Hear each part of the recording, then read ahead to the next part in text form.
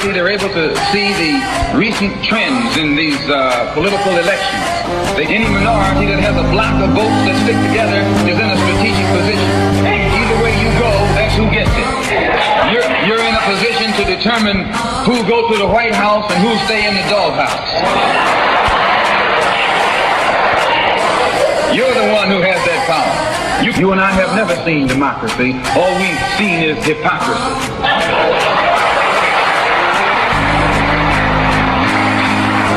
When we open our eyes today and look around America, we see America not through the eyes of someone who has enjoyed the fruits of Americanism. We see America through the eyes of someone who has been the victim of Americanism. We don't see any American dream. We've experienced only the American nightmare. We haven't benefited from America's democracy. We've only suffered from America's hypocrisy. And the generation that's coming up now can see it.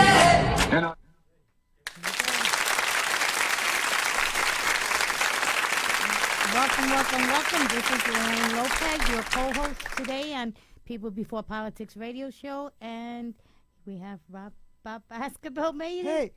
Hey, Lorraine, we're matching again today. Yeah. This was not planned. Purely AJ? coincidental. He is coming in right now. Okay, cool.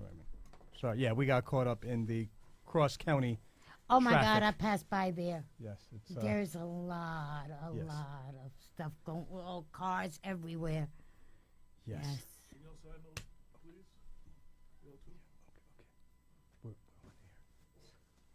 We're on the air, AJ. Oh, okay. Well, then, was everybody ready for the holidays? Are you ready for the holidays?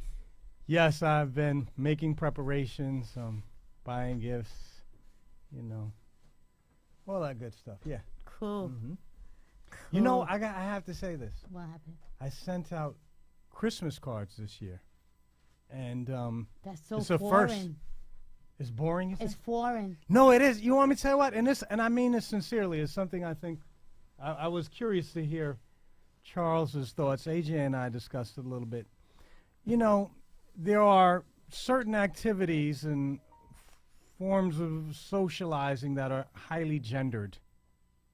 And like In what none sense? in the sense that the guys that I grew up with, we would never send greeting cards. I took a little informal survey. I know when I mentioned to a friend of mine that I was sending his family a greeting card this morning, he had a somewhat astonished tone of voice. Really? So, yeah, it's just, I don't know. I thought about the significance of that. I've grown in some way. We celebrate both in the Puerto Rican. Mm-hmm. We celebrate both Christmas and Three Kings Day. Okay. So it's cool because any gifts that I was not able to get for Christmas, I can go get the discounted price after the holidays and celebrate Three Kings Day. Wonderful. So I guess that does remind me to extend happy holiday wishes, Merry Christmas, Happy Kwanzaa,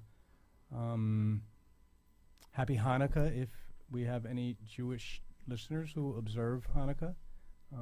Others, I wasn't sure if Charles is of Jewish descent. So. Oh, it is.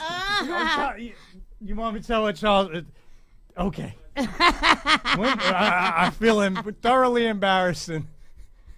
Don't tell me it was like 2 weeks ago. It ended 2 weeks ago. Okay. Okay. Well, yeah, in any event, let me just stop there. Wipe a little egg off my face. So I just want to say what's up to everybody. Hello. Happy holidays. Merry Real Christmas. quick before we get started, there is a box, an envelope, and two envelopes on the side of y'all. I would like y'all to open that up. That is from our sponsor. He asked that we open it on the air. Okay. Our sponsor, Thai Associates, Income Tax Preparations, One-Stop Efficiency. 800-219-4885, www.tieassociates.com.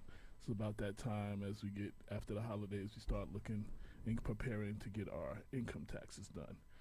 This is a local business that the local African-American tax preparer, and it's our sponsor for today. So shout out to Ty Associates, and that is his gifts to all of us. Oh, that's so cute. You have the same thing on the other side of you. Oh my God, that is so cute, a little piggy bank pig. Okay, you have the same thing on the side. Okay, I know, but I'm watching him open it. Okay. And I just opened up okay. the Starbucks. Thank you for the Starbucks. Oh, so Right, and then there's we might as well, let me just show our viewers. yes, So a piggy bank to encourage Save those of money. you who visit Ty Associates and get a maximum tax return. Yes. Save some of it. Don't go out and Yes, spend yes. every penny. and we have go back to the show. We had Rashad on Rashad Bilal, where he gave some good suggestions on what to do with your income tax. Don't blow it all, your Christmas bonus and your tax. Don't blow it all on stuff that's not going to last. You know, got to get you a stock, save some money, et cetera, et cetera. So shout out to our sponsor, Ty Associates, Troy Youngblood, Ty Associates. Thank you very much. 800-219-4885, income tax preparations, one-stop efficiency. And all clients get what we just got, the Starbucks card. I think it's a $25 Starbucks card. It doesn't say. He so. said it's a $25. He said it doesn't have a number, but it's $25 on it. That's beautiful. And Very everybody- generous of him. Everybody who gets their income taxes done by him will receive a Starbucks card, a $25 Starbucks card. Ty Associates, 800-219-4885, tyassociates.com. So that is our sponsor for the day and opens the door. We will be doing this more going in 2019. Get in touch with us and find out how you can be a sponsor on People Before Politics. 30 seconds, 1 minute commercial on the radio. So we will be doing a lot more of that. We got away from it. We will be getting back into that. Hey, Cruz, what's going on? Happy holidays. Happy holidays, Cruz. Merry Christmas. While we're in the holiday spirit, Lorraine, would you look in the chair next to you? Yes. Happy Merry Christmas. That's from who? Me. I should open it? Yes. Now? Yes. Yes. Okay. We want to encourage our audience members to, observe the spirit of Christmas. And here I'm being serious. Yes. This is very important. I don't think we say this often enough, but I do think it's important that we seize on opportunities to honor one another, love one another. And here I'm being express serious. our appreciation. Yes. This is very to the important. people who love us. Yeah, I don't think we say this Oh, this is often in a year. beautiful. Thank you. Well, God, I needed something like this for the holidays. I'm not going anywhere, but damn it, But I you- wanted one so bad. Thank you so much. Merry Christmas. Look at the material, folks. I'm not looking at it. It's beautiful. I don't know if Thank y'all you. did. Well, I might be, riding shotgun, when be sure to invite me to that party, Lorraine, when you finally figure it out, all right? I don't know if y'all did the shout outs yet. Tracy Cates said good evening. Glenn Butler said good evening. D. Wilson said, I do my own taxes on TurboTax. Tired of paying $400 to Jackson Hewitt. Jeffrey Meyer. Hi, Jeffrey. Pastor Jeffrey Meyer. Omi Medina said Merry Christmas, Lorraine. AJ, thank you for all the blessings. Oh, D. Merry Wilson said Christmas. good evening, everyone. Sandy Gray said good evening. Other people that are tuned in include Oscar Davis, Cynthia Davis. You said Jeffrey Myers. Any names that I didn't say that y'all can see, please feel free to add to that. So I just wanted to, it's the holiday season, and I wanted to get that out the way. I wanted to, and there's 3 cards for that. I don't have a pen, but I need the 2 of y'all. They're cards from Black Westchester. I need y'all to sign. One is for the cruises. One is for our guests. The other 2 are for our guests. So yes, happy holidays, everybody. I also, before I get started too, today is my mother's birthday. My mother passed 2014, and most people know. I didn't know how I was going to feel, so I decided to write her a little poem, and I posted it on Facebook, and it's very short, and I just like to read it real quick in honor of my mother. On July 11th, 2014, the Lord took you away, you would be 72 today. As I hear joyous songs from this time of the year, I sometimes stop and stare. The truth is, wish you were here. Christmas won't be, without you here, Christmas won't be the same this year. I struggle not just to look behind, but somehow ahead. Truthfully, this morning, I did not want to get out of bed. With sorrow and sadness on full display today, I push on, knowing that you would have it no other way. Even though just one more day with you would make me glad, I thank God for the time that we had. Still, can't help to contemplate what it would be like if you were here. Today I celebrate your life, and publicly, my love for you I share. I love you, Mom, and miss you more than words can say. Happy birthday. That is my tribute to my mother, Patricia L. Henderson, who would be 72 today. And Beautiful. usually this time of year I go to my sister's house and I take the week off. I'm here.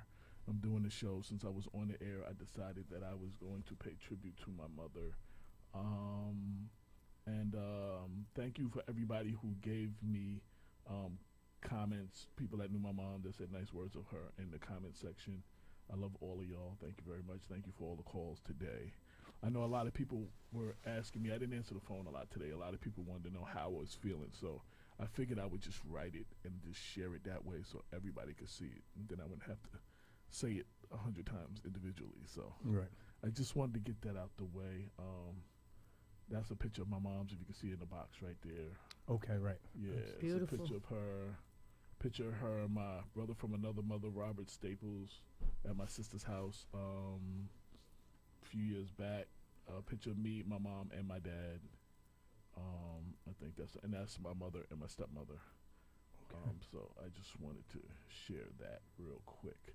So, that's all I wanted to do. Thank my mom and my dad. Kind words. Thank you for everybody. I think who holds me down. Shout out to my stepmother, Alita Johnson. What's going on, cousin? I just wanted to all those who tuned in, for all us that held us down this year. That's all I wanted to do.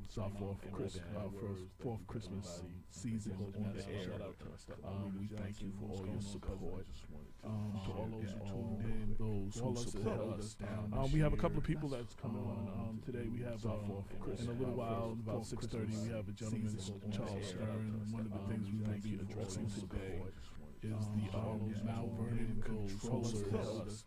We have a couple of people that's coming on today. We have one of the things we will be discussing today is the Mount Vernon controller gave her end of the year report. We have a couple of people that's he has.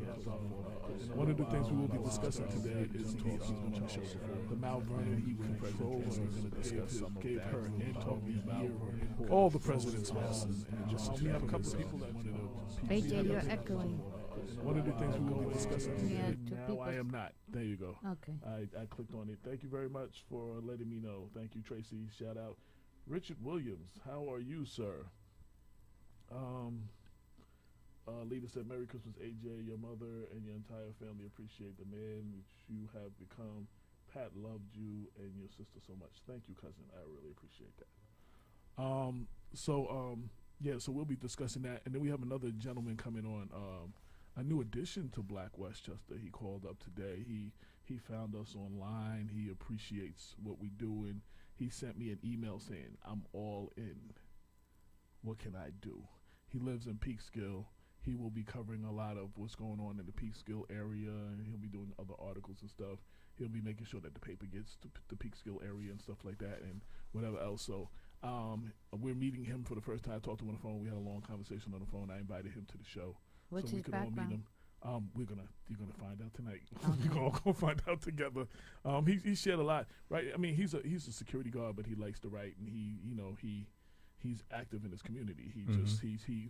He felt that Black Westchester was like something that more people in the community, like it was a needed service, and we need to do everything we can do to get this out to more people, and he wants to assist in that effort. So Right. He Nice. is one of the newest people on the team.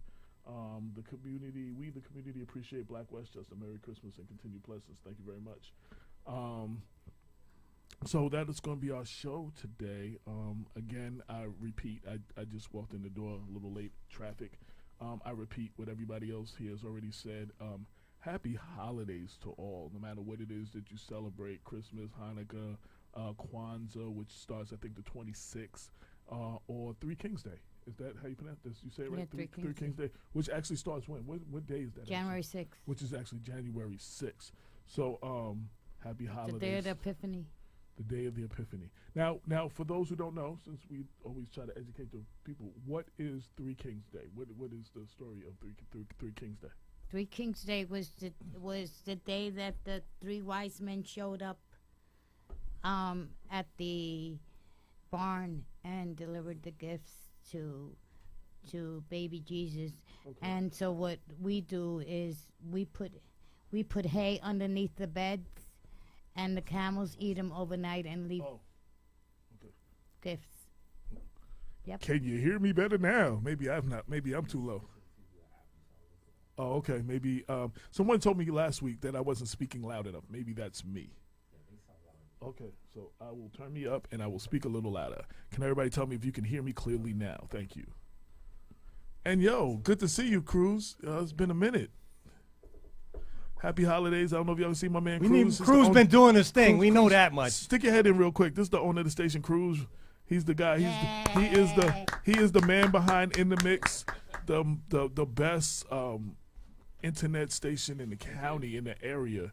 Absolutely. Far exceeding what everybody else. I've been to a lot of the other stations, but overall, I mean, the situation, the whole package here is definitely one of the better stations, and we definitely appreciate the love that we've shown and that he's shown us, and we've been here 4 years, since August 2014, and ever since we've been here, he has always continued the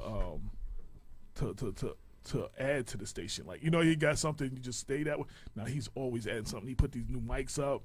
I mean, he did the different backgrounds. He did the different technology. He actually built this himself. You know what I'm saying? So he's always updating the technology. And now, thanks to him, we're broadcasting live on Facebook and other social media. I mean, like, and who knows what he got to plan next. Like, this dude is always, like, in here working. So, like, you know, he'll just rebuild the whole thing and just start all over and make it 10 times better. So, somebody told me yesterday, there was like, wow, Black Westchester, you're on social media, you got the website, you got the People Before Politics radio show, you got the newspaper. They said, you know what? You guys are better than Hot 97. I was like, yeah. Well, I thank you. I don't know if that's true. Yeah, I think we do more community type stuff. Like, they play more music. But I've been shown a lot of love on Hot 97 for me as an artist and for all the artists that I did radio promotions for. So shout out to the whole MS Broadcasting family, Hot 97, WBLS, KISS is no longer, and what's the other one? Power 105. So. I like to see more. This show was encouraged by shows that I used to see, like on I think it was KISS, or it was this WBLS? KISS. Yeah, I think it was KISS. Street Soldiers. Lisa Evers. So yeah, Lisa Evers. Lisa Evers. They used to break down stuff like this. Like, I always give the example. One day, shout out to Rajendra, shout out to Pastor David Randolph Holder. Where the from New Rochelle, his church will be hosting the Westchester Black Political Conference in February. A little more than a month from now. Yeah, we'll have more on that coming soon. But that Street Soldiers was like one of those shows back in the days when we had the cops was like, back in the days, New York City, like it was LAPD and NYPD. You need a pen? Okay. NYPD became like one of the biggest gangs, and it was, abusing a lot of people of color. And she had a show, What to Do When Stopped by the Police, telling you, put your hands at 10 and 2. And let's just put it this way. That show saved my life like a couple of weeks later when I got stopped by those cops that had been accused of killing a lot of people and beating people up. You know what I'm saying? Like, just my demeanor. And I felt ever since then, and that was back in the like late 80s, early 90s, I felt like I always wanted to put that information out there, that kind of stuff. And we started out doing stuff like that. Me and Damon, what to do, and it's been remixed a few times. What to do when stopped by the police. Then it became how to survive a police encounter, which is totally different. You know what I'm saying? So we've had to remix it, and then and we've spoke to a lot of young boys of how to deal with how to survive a police encounter, because you have to do what you have to do to get home. Like the cops are doing what their intention is to get home, and we need to teach our boys what to do just to get home. If your rights are violated, then you have other actions afterwards when you're home safe. Filing and CCRBs and filing complaints with whoever, but you do what you got to do to get home, and we want our brown boys, black and brown boys, to come home. There's too many of them that end up not coming home after police encounters. There's a well-known saying: discretion is the better part of valor, or, to use my father's words, a good run is better than a bad stand. Yeah, and what you heard me say that my mother used to tell us all the time. You could be right and they could be wrong, but it don't matter if you're dead right. You don't have to be dead right. Like, you know what I'm saying? Like, wants to be dead right? Just because you're right, you don't have to be dead right. Sometimes it's okay to back up and retreat and get home safely and then deal with it afterwards. Right. Because you're gonna lose. They have the power, they have the gun, they have the oath to arrest you or whatever. So authorized by the state to use lethal force. Right. They have the license to kill. I mean, that's basically what it comes down. They are the only group of people that actually have the license to take your life. Like So anyway, on more joyous subjects, I just felt like that's what. But I wanted to shout that out when you said Hot 97. It reminded me of the shows like that, and then the shows like Bob Law, Gary Bird, and a lot of talk shows that our parents listened to that we grew up on. You know what I'm saying? People before politics is trying to, stand on their shoulders and be the next generation of that, and distributing information, educating people about their rights, and speaking truth to power. So, that's what we. Shout out to Kevin Gordon Sr. You know what it is? I figured it out because I watched a couple of shows. When I look at this screen and I'm looking this way, I am no longer talking into the microphone. Oh, okay. That is because I did hear, I just realized I caught myself just now. I just watched myself a few times watching the show to edit it, and I was like, yo, I'm realizing I'm reading this, but I'm looking that way, and I'm not no longer speaking into the mic. And that's why people sometimes can't hear me. I will work on that. So have y'all done what did you do this week? What you been up to? Lorraine, what have you been up to? What have you? I spent the weekend with my grandson, and I met my first neighbor friend. I finally have a friend after 2 years. Yes. I'm very happy for you. Leslie. Yes. Hey, Leslie, how are you? And we met on the Putnam Lake Neighborhood Association site, and she lives 2 blocks away. And last night she did like a midnight run, showed up outside my house. I went outside, and she brought Bloody Marys. Oh, okay. I was going to say, usually midnight runs, that's what they involve, something like that. And we had a couple of tokes, and it was really cool. Okay. And I like my new friend. Okay. Now, because I know that you weren't pleased by some of your neighbors. Oh, no, those neighbors, I still hate them. And she wanted to go after them yesterday at 4 o'clock in the morning. I was like, are you crazy? And discretion is the better part of valor. And then I got invited to her house since I'm going to be up at the lake. I got invited to her house for a couple of hours on Christmas. And then I got invited by some other neighbors to stop by. I don't know them, so I'm going to, politely decline. Well, sometimes it's like, when we grew up, we knew all our neighbors. Right. Our parents knew our neighbors, the other parents. Like when you would, I know, like you would go out and other parents sometimes would see you even though your parents didn't see you, and sometimes call home, and before you got home, whatever you did that you wasn't supposed to be doing got home before you did, because everyone knew each other. Mm-hmm. I tried to do that with my daughter. A lot of the people that my daughter, when she was younger, I wanted to know. I would have her invite her friends over. I wanted to know who, because they spend more time with their friends than they do us sometimes. You know what I'm saying? So I wanted to know who her friends were, and I wanted to hear where their minds was at, because if they talking all crazy and they all over the place, that's what influence. They have a lot of influence over, as friends over your child. So you need to know and you need to know their parents. You know what I'm saying? So we've gotten away from neighborhoods. That's the problem. Like, we have hoods, but we don't have neighborhoods. Like, we've lost the meaning of what a neighborhood is. Like, you have neighborhood watch. You just say we always had, like, I always had the aunt or the neighbor that was always in the window. My Aunt Minnie on what's that, Lincoln Avenue going from Pelham to New Rochelle. She was on that building right there off of 5th Street. You could not go by that area without her looking out the window and her talking to everybody in the area. Like, when I would be sometime in New Rochelle when it was school days and I was supposed to be in Mount Vernon and I had to come home that way. I could never get home without her seeing me. You know what I'm saying? And it's like, we don't have that no more, or where we all know each other. And, that's what's missing in our. That's why we're so divided, and some of the things that we see going on in society now. We don't have we're missing the neighborhood aspect now. And I also a couple of days ago had breakfast with the Deputy County Executive Ken Jenkins. That was very nice. Yes, DCE Spent a Jenkins. good time, reminiscing and talking about the future, present, and things like that. So that was very nice. That's beautiful. I also just want to say about Lorraine. Lorraine is very humble.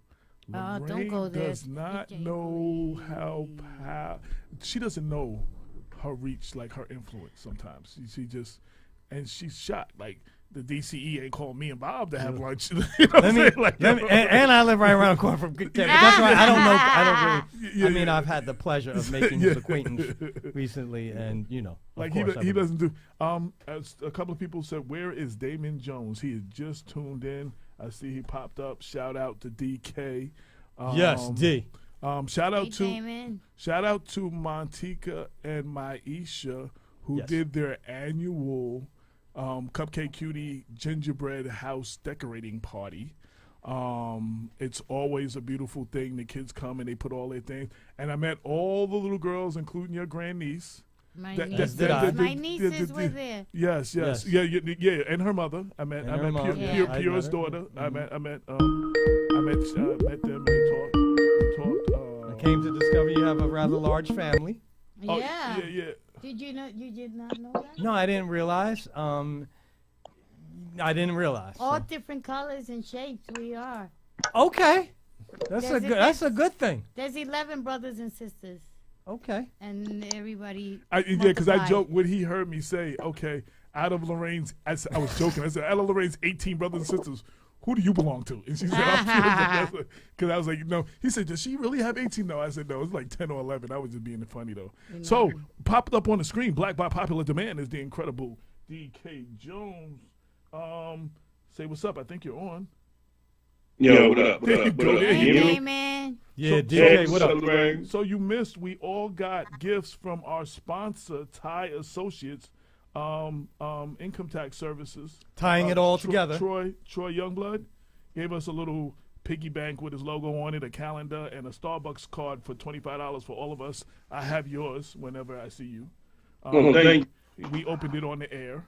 Because that's what he asked. He said, I got something for y'all. Can you open it on the air? Tell brother I said thank you if you're watching. Thank you very much. Yes. And he said, yeah, I watch all the time. I just don't tune in so you can see me. But he said, I watch the show every week. Well, it's very much appreciated. So, yes, he is our sponsor this week. We're going to be doing sponsors from now on. Doing a lot more sponsors, and if you want to be a sponsor of People Before Politics, contact us at Black Westchester and Black Westchester at Gmail or blackwestchestermag@gmail.com and find out how you too can be a sponsor for the People Before Politics radio show. And how do you get how do you get a hold of Mr. Troy Youngblood? One more time. Let me do his little thing. So it's Thai Associates. Tying it all together. TY Thai Associates. 800-219-4885 and tyassociates.com, all one word, www.thaiassociates.com. Income tax preparations, 1 year, one-stop efficiency, and all people who get their income tax done by him will receive a $25 Starbucks card, which we've all received as well. So, shout out to John Rivera. He said, "Hey AJ, hey Lorraine." John Rivera's got an amazing story to tell. Stan Ridley just joined in, and Damon, Pastor Holder's tuned in from New Rochelle. Hey, Pastor Holder. Yeah, he's tuned in. Michael Williams just tuned in. So now, John Rivera's, what's the story? You saying he has an No, he's got an incredible story. You know, when from homelessness to harassing the county executive. Oh, that's John. Okay, yes, so yes, John. To then working with the county executive, and the county executive has helped him get a place and the resources that he needs. You know, and they're friends now, and they're working together, and it worked out for him, and it's a beautiful story, and he's gonna write it for us for the paper. There you go. Yeah, because he called a few times, and we were gonna have him on the show, and then I decided not to. No, it wasn't that. We was gonna have him, but George Latimer's office called him and told him come on in because they had some stuff for him, some resources for him. So we were waiting to find out what the other side of that was, and then we'll have him on and it worked out soon, and let him just tell his story from all he'd been through. So we're gonna get into the conversation with our first guest, Charles Stern. Would you enter the studio, please? He's in the green room. Oh, my phone was not on. That's appropriate introductory music for Charles. Charles. Brandon, are you outside?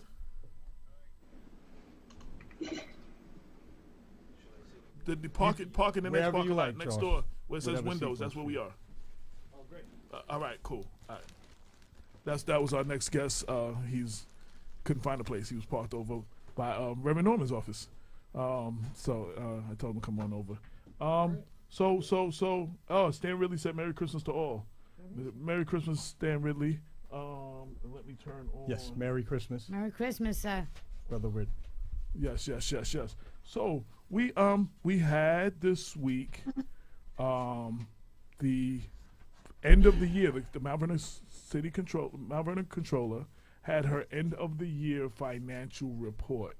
Atif Khalil was there, and he wrote he wrote a coverage of it, and our guest host Charles Stern, who comes in from time to time, who has Red Blue Talk, he was there too. And we're going to discuss some of the things that were discussed there. So first off, happy holidays to you and your family. Well, thank you, AJ. Thank you. Happy holidays to my entire Black Westchester family. Yes. Happy holidays as well, Charles. Happy holidays. If I had gotten the advance memo, I would have worn my crimson. Right, because I should have had crimson on too. I was like, I have something that color actually. Yeah. I didn't know about that, so here I am. And, but thank you for the holiday wishes. I hope you guys are doing something great with your families after this, and we got a couple more days. The next thing you know, it's New Year's Eve, and 2019 is here. Well, Damon just stepped back on the screen. I don't know if y'all can see him, and me and Bob might crash his house Christmas. We're not sure yet, so we were invited. Okay, now it's full screen. Now you see him. So we were invited. So we might crash Christmas at Damon's house. See the Batcave actually. If people can find the address, everybody's invited. He said if they can find the address. Now, good luck with that, because I still don't know the address technically. So good luck with that, because he's not giving up the secret location of the Batcave. So the Damon party. Damon, Tasha had a lot of wonderful things to say about your wife. Yes. Yeah. Thank you. It was a great event. It was a great event. And they do it once a year. I attended also, and I agree. Yeah, go ahead. And one of our favorite bunch of supporters, the young ladies who have been doing, the little girls. Yes, all the girls. I forgot. I just remember. I remember nobody's name other than Skylar Lopez, because I learned that Lorraine's niece. She was so cute. The girl who was on the show, I don't remember her name. But she came on the show, and then she did a commercial for us right then and there. She was like, and we're gonna post that soon. She said, I know y'all all out doing your holiday shopping, but don't forget to read Black Westchester. I saw that. I saw when she did that. When she was on the show. Yeah. Right, but she just did a new one because she's done riding on the bike, extra, read all about it. Black Westchester, this is a new one, and they got with Montica, and they're going to do a cupcake cutie skit. Heard. Yeah, so they were discussing that yesterday. The little girls are going to do a cupcake cutie skit. That could be like your channel trailer. Yeah, there are little, these girls are going to, and the main one who was here, she is going to be a star. There was 3 people saying, I need to get her autograph now because she's going to do big things. Like, she is not shy. So Get her while her rates are Everybody's low. still saying you have an echo. because I hold on, small screen. Every time I refresh, I have to. No, I shouldn't have echo now because the volume's down. Paul Anthony Cuesta is tuned in, and he wrote an excellent article for the paper next month. Okay. Excellent. We'll be There we sure go. to give it a read. Screen. Share screen. Okay, what the heck did I just do? Get off of that. There we go. Okay.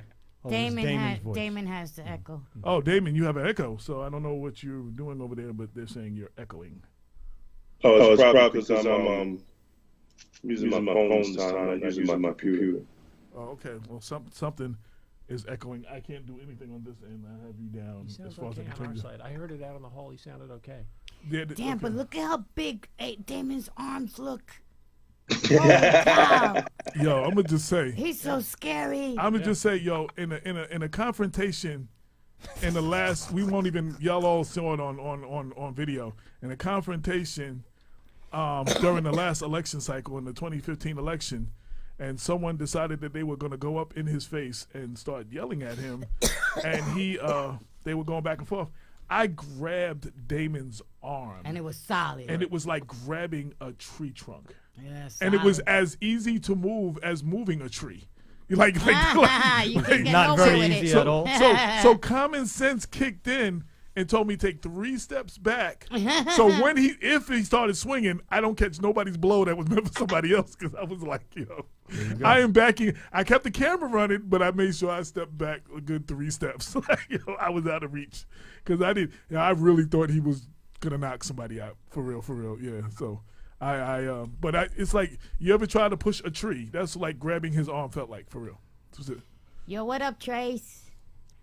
So, Tracy's on. oh yeah. So going back. So no. I have to. So now everything's different now. I used to use the Facebook on this screen, and now that Damon's on the screen, I can't also use. I got to put Facebook on the other screen, so I don't see nothing no more. To see, Like- to see the okay. chat. In a Yeah, to second see the window. chat and everything, I have to now pull it up on this screen. Gotcha. So I have to make that adjustment. So anyway, going back to the end of the year financial report. I did want to cover that a little bit because that was the big discussion this week.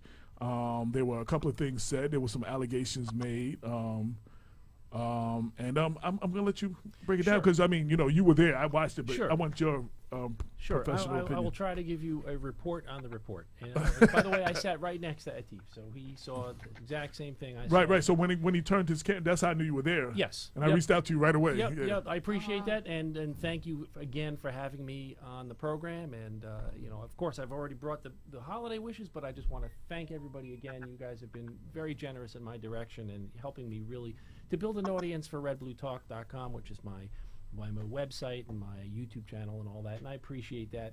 And I hopefully have been able to bring some value check the to door? Black Westchester at the same time. So I hope that it's been a two-way street. So let me tell you what happened on Thursday night. I got an invitation probably a week ago, and I saw that Deborah Reynolds, who's the controller for the city of Mount Vernon, the financial controller of the city of Mount Vernon, was going to have a session to talk about 2019, and it just kind of sounded like a general information session.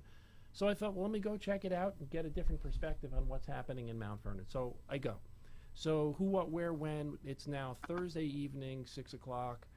City Council chambers. There's approximately, I'd say, 30 people there, although I suspect a majority of them are city employees. But there's some residents and bloggers like me and some other people. So, but altogether, maybe 30, 40 people at the most. And I just want to say, and Yep. the numbers go down now because everybody's sitting home waiting for somebody to put it on Facebook, so they can watch it sometimes when they don't have to be So that there. wasn't It's that wasn't interesting. a strong audience. No. We've had packed sessions where you had people standing in the back. Absolutely. Standing on room. all three walls were just full of people standing. Well, I mean, Yeah. I attribute that to a couple things. Yeah. One, it's the holidays. You know, people are busy, they're doing things. And two, the controller is not the same as mayor. And maybe if it was the mayor, maybe it might have drawn a larger audience. But nevertheless, that was who was there. And you're right about that Facebook thing, because one of the things that we were talking about before things got started, I was talking with Atif and a couple of other people who were there. There was several people who were videotaping the session. And, they're like, everybody's basically videotaping the exact same thing. And they're playing it back in different places. And what we were saying was, why doesn't the city just provide a feed? Like, let one person videotape the event and then push it out on the internet and everybody can have it. So, Does that make too much common sense? right, well, so, I think it's a go-to. It's what we should probably strive for, and it should be an objective. But nevertheless, here we are, and like everybody, and I'm running my own individual audio recorder, and other people are doing different things. So, what this was basically a 28-minute speech by Deborah Reynolds, the Mount Vernon City Controller, where she probably spent at least half of that time enumerating what might be in a 2019 fiscal budget, but the other half of the time she was really, what's the word, I guess, hitting the mayor on some very specific points. And she brought up a couple of specifics about why the city is in a precarious financial position, in her opinion.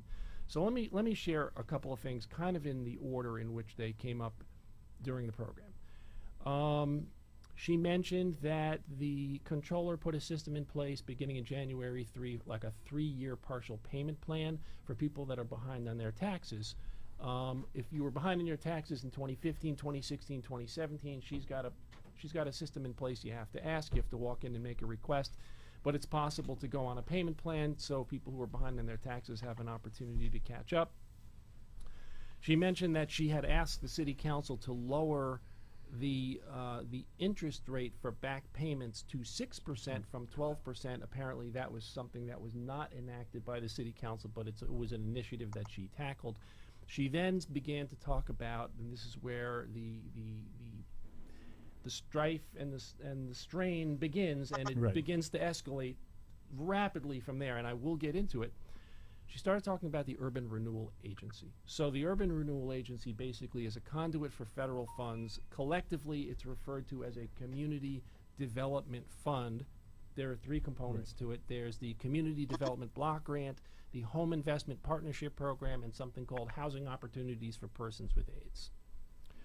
So the controller is saying that this funding stream is actually bypassing Mount Vernon right now because of, and I quote, misappropriation of Section 8 grants not being properly administered, and apparently this grant is now being dispersed elsewhere, such as White Plains, unquote. So that's where it kind of started to unravel a little bit. She said in order for the URA to continue to receive grant funding, the city allowed the Urban Renewal Agency to share the city's DUNS number. So a DUNS number is like an administrative grouping. It's some kind of a administrative gimmick that allows the city to lump its funding along with this URA and thereby continue to receive monies. Apparently, they're filing audits together. But the controller is basically saying that these problems could cause the bond rating of the city to be deprecated. Moody's could downgrade the city of Mount Vernon. She says that the 2016 and 2017 URA audits were not completed and that to date they have not been filed, which presents a borrowing risk for the city, which could have an impact on budget, and which is obviously where she's headed. So she then read from a December 20th email, an email she received the same day from someone at Moody's, and she read it off. I quote, "If the URA audits oversaw by the mayor for 2016 and 2017 excuse me, are not filed by January 1st, 2019, the city's credit rating will negatively be affected, and the city will possibly lose its state funding as well.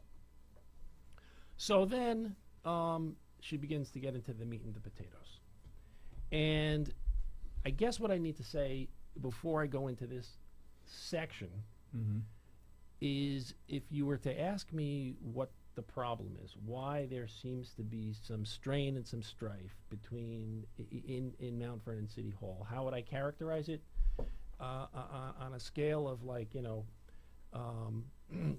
cold to burning hot, I think it's a bit of a dumpster fire. I think it's a serious problem.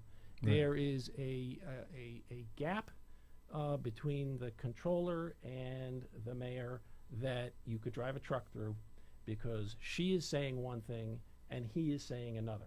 Wow. But they're not just saying it, they're suing each other, and they're on opposite sides of these lawsuits. And their history goes back to when they both served as council people when Ernie Davis was mayor. There was a lot of rift between them. Right. They were kind of the outsiders of the... Thank you for reminding me, AJ, because really what I need to do, because I know you have people watching this from all over creation. They're not familiar with... Oh, okay. It's a Skype call, if I've ever heard one. Okay, Damon is back. We had lost him for a while. Hey, Damon. So AJ, you reminded me. I really need to fill in the cracks a little bit here, because not everybody is familiar with recent Mount Vernon history, and I will try to do that as briefly and as efficiently as I possibly can. So, the mayor of Mount Vernon is Richard Thomas. Mount Vernon's city controller is Deborah Reynolds. These are both elected positions. In 2015. Both of these individuals ran for mayor against each other. Right, former city council. They were city council. They were both city council members together. They sat on the same city council, and then in 2015, they both ran against an incumbent mayor, all Democrats. They ran a 6-way primary. Yeah. Thomas won that primary. Deborah got knocked off the ballot. Right.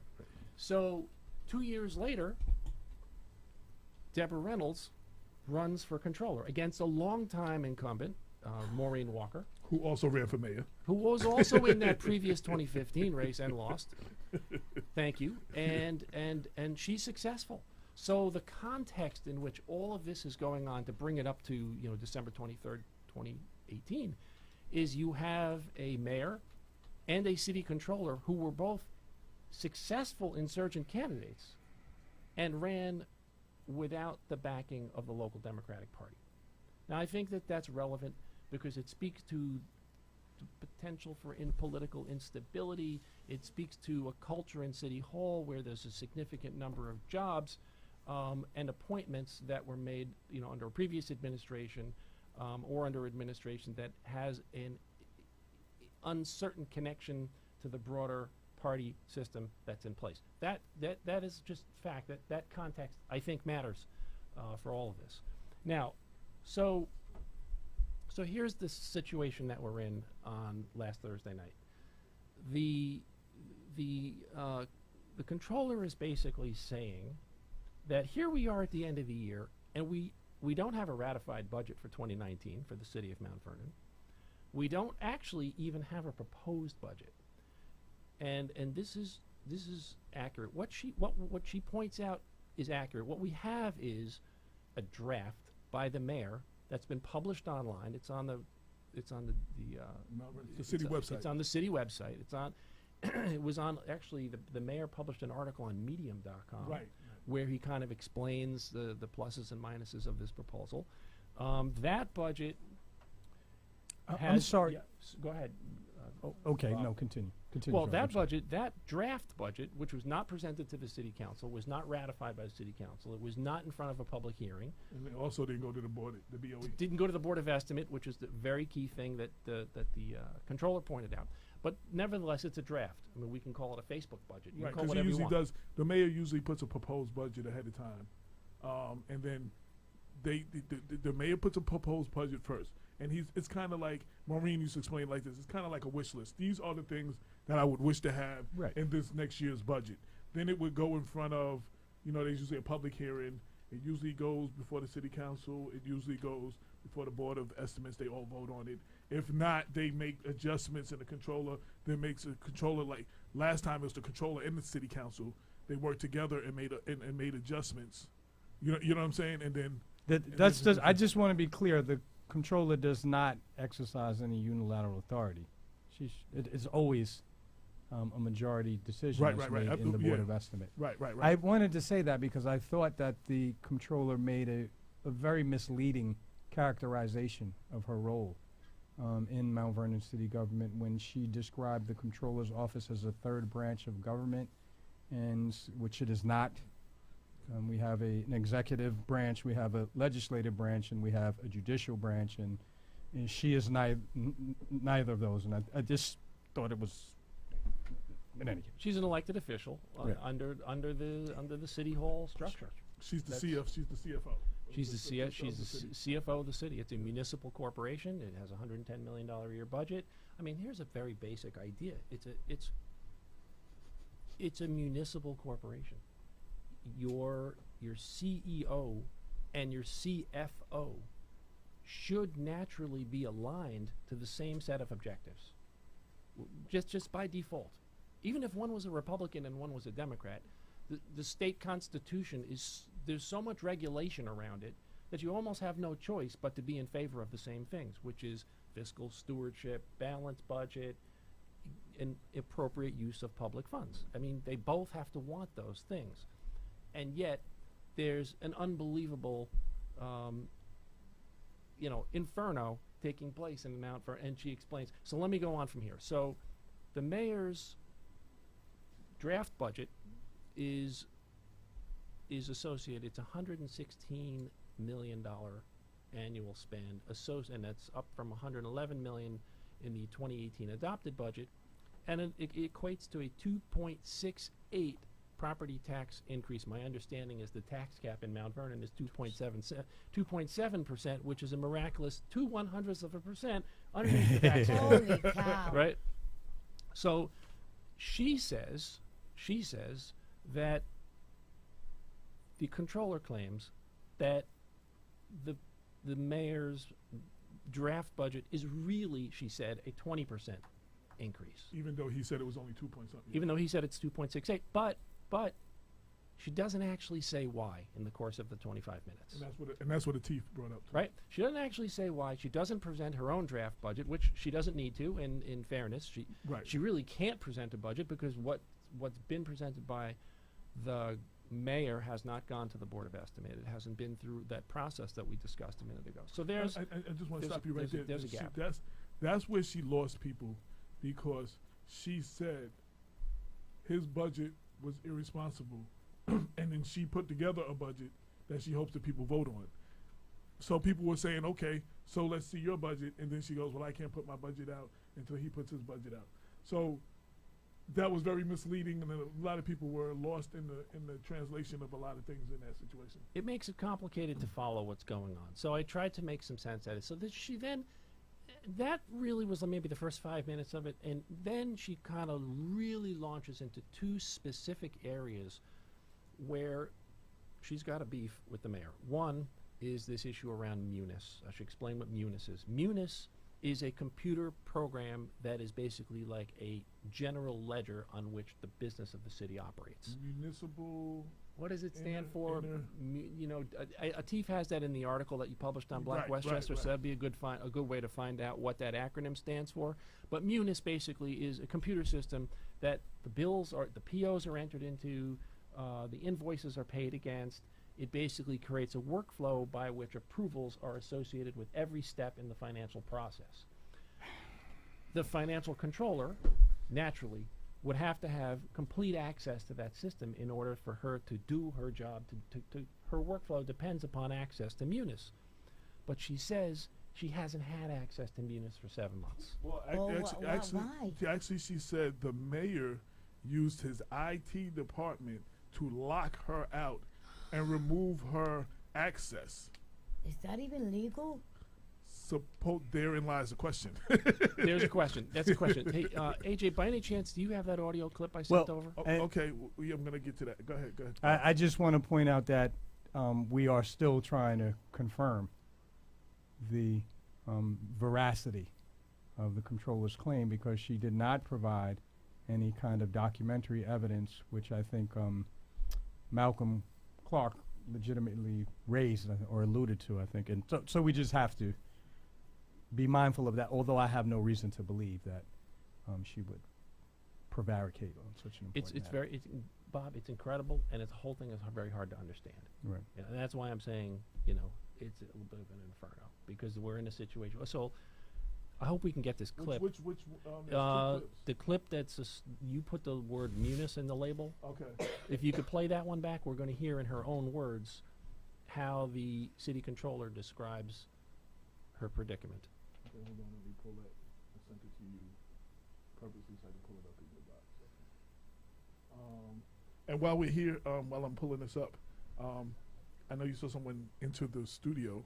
This is Brandon Park from Peekskill, who will be one of the newest additions to Black Westchester. So, it's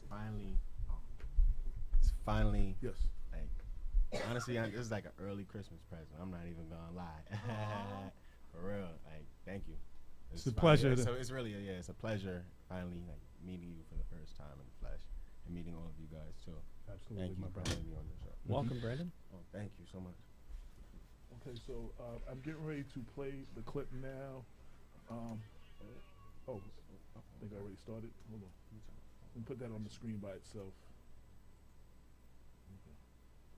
When I was able to function in units, I could review and approve all purchase orders. I'm starting it over.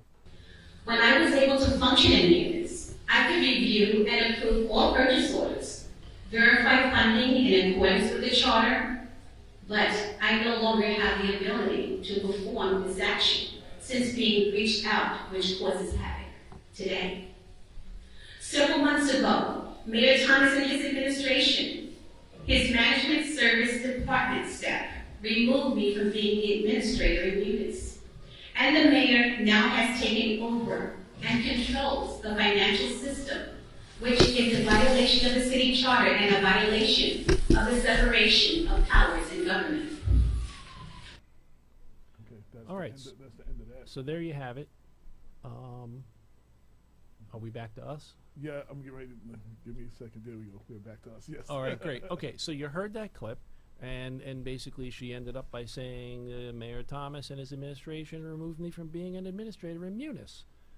So I reached out to the mayor's office, and on Friday, Maria Donovan, the mayor's counsel and spokesperson, said, and I quote, this is Mayor Thomas's office, she says, quote, any allegation by the controller that she has been, quote, locked out, unquote, of Munis is demonstrably false, unquote.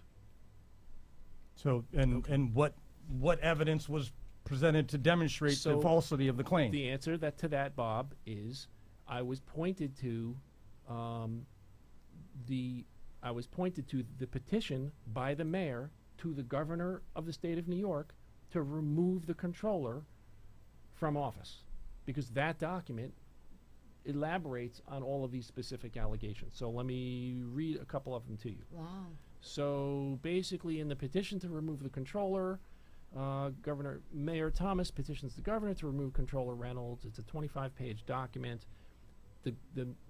In that document, paragraph 9, and I quote, the controller's bizarre and inexplicable refusal to perform her duties puts the health and safety of the citizens of Mount Vernon at risk. It puts the city of Mount Vernon in legal jeopardy, jeopardizes state funding, and makes it difficult for Mount Vernon employees to continue to work, which is exactly the same allegation that she made Thursday night in her statements.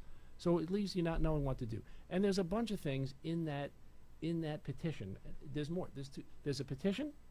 There's a Article 78 lawsuit that was filed in September, where the city of Mount Vernon is asking for relief, and it basically to force the controller to pay the bills. There's that. There's a lot more detail in there. There's a response by the controller to the petition, and then there's a response to the response, and there's information in all of them. So I gathered a few things. In the petition, the complaint is all about fuel bills who haven't been paid, street light and traffic light bills haven't been paid, hardware vendors who haven't been paid, and in each instance they say there was money on the proper budget line to pay the bills. In each instance, the relevant department head had signed off on the bills, and in each instance the bills have been submitted to the controller, who for no apparent reason has failed and refused to pay them. But on Thursday night, the controller said her reason for not paying some of these bills was that they came in incomplete, that the mayor bypassed the system, that she didn't have access to Munis, that appropriate account codes were never assigned. Can you just slide over just a little? Yeah. I'm going this way? Yes. And so the question is, which is it?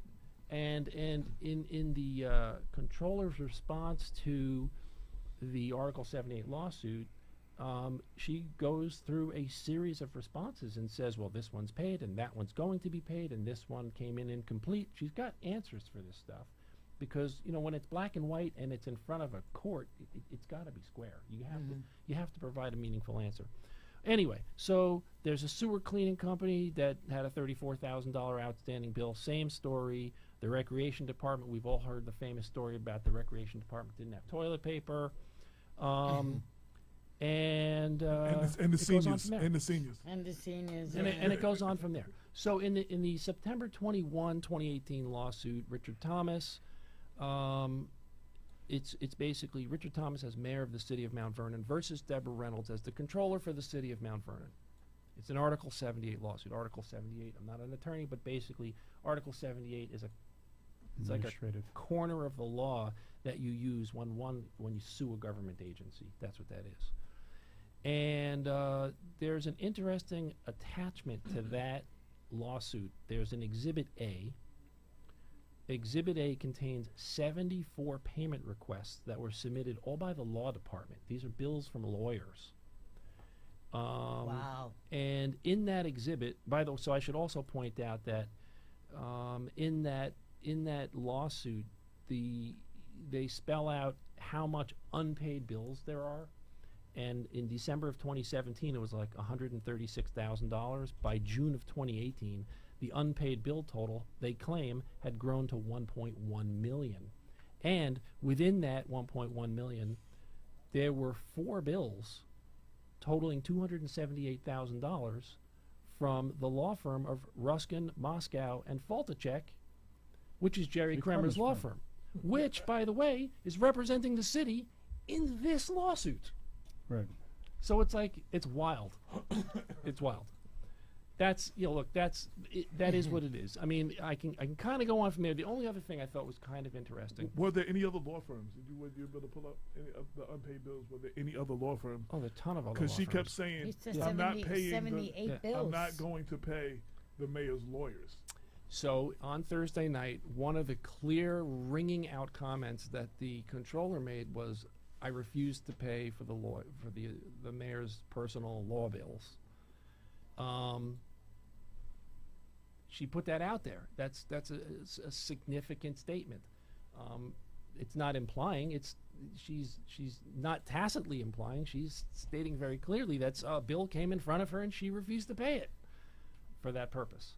Now, were all of these bills personal legal matters? They couldn't possibly have been, because there were dozens and dozens of them. They were city matters. I mean, it would seem to me, if I was an attorney doing business with the city of Mount Vernon, and I was relying on that income, I would diversify my portfolio of clients immediately, because it's going to be a tough one. Now, I do want to say, so for context, this is nothing new. The former controller, the whole bills not being paid thing, the former controller accused Mayor Thomas of holding 206. The process is once it's ready to go, the check's ready to go, and it's cut, the controller signs it, and then she gives the check with a description to the mayor's office, who then signs it, and then goes back to the controller's office, and then it gets mailed out. So she made a statement early on and had press conferences that Mayor Thomas was holding upwards to 261 checks that did not come back to her office, so they did not go out to be paid, and had held these checks for a period of over 2 months. When the process of things is supposed to, it's a certain amount of time before, to the point that, which led to the whole thing of then having council president Marcus Griffin at the time come in I and that. sign checks which was supposed to be the insurance for the employees for the city, the electric bill, Right. for the Con Ed bill for the city, and some other like great things that were about to get shut off ASAP if they didn't sign. And then that fiasco came. So there's been a breakdown between how these checks, who's at fault. We're on our second controller, the same mayor, and he's now accusing her of what the controller was accusing him of. Well, that is a critical point. So there was, and this is alluded to in Reynolds' response to the petition. She lists out some current pending matters before the Supreme Court of Westchester County, and the first one on that list is Thomas versus Maureen Walker over a failure to allegedly pay an invoice for a police vehicle and seeking additional access to the controller's financial records. So that you're pointing out that is there a fact pattern, which is we had a long-time controller and this mayor complained that she wasn't paying the bills, and now he's got another controller who comes through like a different political channel and he's complaining that she's not paying the bills. So what's, I don't know how to fill in the rest of that sentence, but there's something there that's consistent. Well, I think it's also important for us to share with our viewers the ruling that the court made in the Article 78 hearing that the mayor undertook against Deborah Reynolds, not Deborah Reynolds, but Maureen Walker. And that I also was reviewing many of the filings and including the decisions that were rendered. And Judge Schwartz, in the case that was prompted by the failure of Comptroller Walker to pay for the police vehicle, issued the following ruling. The court has considered the following papers on the application of Petitioner Richard Thomas, the mayor, for a preliminary injunction, specifies the particular documentary evidence that was submitted, and then states, because the mayor has not shown by clear and convincing evidence an entitlement to a preliminary injunction, the application is denied.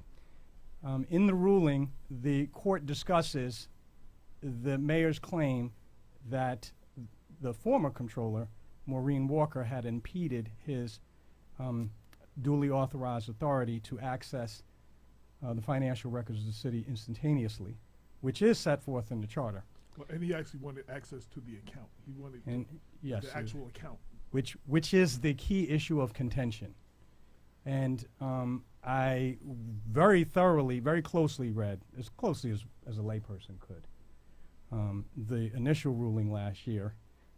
Also compared it to, looked at the contract that the Chase Bank had struck with the city and the New York State banking laws. My sense is that New York State banking law specifically identifies a single individual for a municipal corporation who is to serve as the main administrator for a city's financial records and accounts. Mm-hmm. And the New York State law, so far as I read it, and I confess I am not a lawyer, so I could have misconstrued things, but my reading of the statutes that I was able to take a look at was that it would be improper and unlawful for the mayor, who is not the city's chief financial officer, to have full access to the bank's records, including, and this is the issue, the nub of the issue, if we give you access to the bank's records, how can we restrict your ability to also execute financial transactions? And so it closes out, the ruling closes out, in balancing the equities, the court finds at this stage of the proceedings there are issues of fact concerning, one, the scope of the online access that can be provided to the mayor by the controller, two, whether the controller intentionally dishonored the check to the dealership, and three, whether she has otherwise failed to pay duly authorized bills and expenses of executive department. Thus, the court declines to impose the drastic remedy of a preliminary injunction Accordingly, it is ordered that the mayor's application for a preliminary injunction is denied, and it is ordered that the comptroller or his or her successor is to file an answer to the petition on or before January 31st of 2018.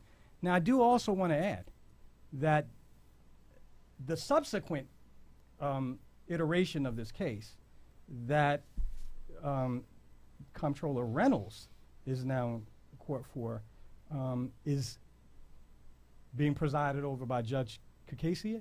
Is that her? Yes. Yeah. I never pronounced the name right, but that's Yeah. the Yeah, judge, Case, Susan Thank you. Case. And she, her clerk just sent the mayor's office a letter, all the parties to the litigation, a letter instructing them to please appear in her chambers. And it was supposed to be, I think the date was December 12th. They were supposed to appear in chambers so that essentially she would look to referee the dispute in the interest of, justice and efficiency of government, really raising the question as to whether we should be engaged in such contentious litigation over this matter. That is the core question that I came across going, because if they continue to duke it out in court with petitions and affidavits, it's amazing. We're going to get to know a whole lot about what goes on inside the grist mill Very good read. of City Hall. That's great and everything, but I mean, if you're a vendor doing business with the city, or you're a citizen depending upon a revenue stream or a voucher or something like that, you might not get what you're looking for. And And I want to add, we have people that listen to this show Yeah. who have companies that are vendors that I know were waiting for their checks for months and months and months and months. And what do you do? They prefer not to be mentioned, so I won't, Right, but right. they listen to the show. So that's the practical side of it now, and there's another layer up from that, which is how do you budget for 2019? And here's where I think the controller's comments were, I don't want to say encoded, but you kind of have to look a little bit in between the lines. You got a couple of clues. One thing that she kept coming back to was that she mentioned, and I wrote the quote down there, but she said something to the effect that we don't know how many contracts the mayor has entered into outside of the munis process, outside of the conventional voucher process, or outside of the appropriate channel for engaging with a contractor.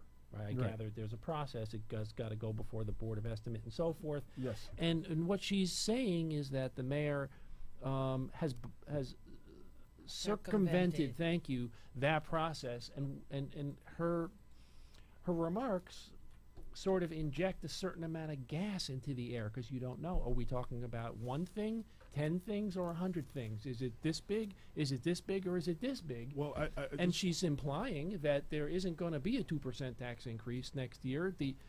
She's tacitly implying that it's going to be very substantial, and we don't know how large, because we don't know what we don't know. Well, we've talked to some councilmen.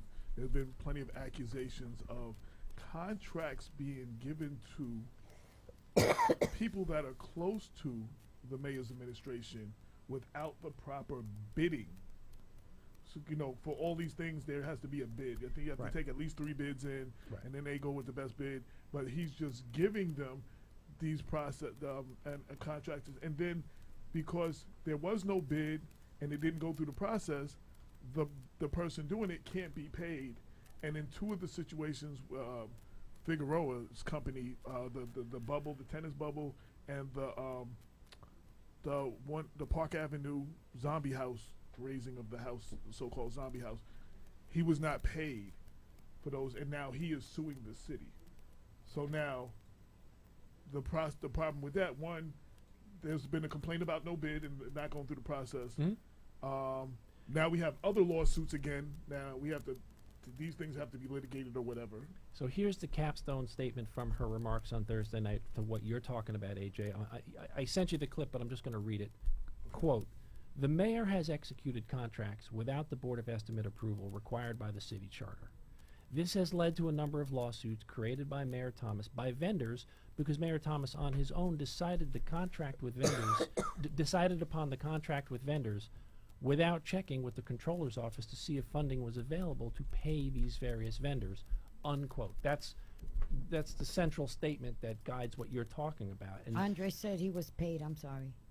Figueroa was paid. Yeah, I'm not sure who, but he said he was paid. Well, I think for the first one, I don't know if he's been paid for the second one, which is the Kayla tennis. The first lawsuit was maybe $65,000. The tennis bubble, which took 45 minutes, he's suing for I think $35,000. I don't know what his billable hours are, but and Matumbo Muhammad said, and Andre said yes. Matumbo Muhammad said somebody's lying. Who? That is the reason why I wanted to do this show, and I invited you, who is not necessarily seen, like some people pigeonhole Black Westchester as just anti-mayor sometimes, and I know from your reporting you're a little more, you can't be boxed in either way, you know what I'm saying, category.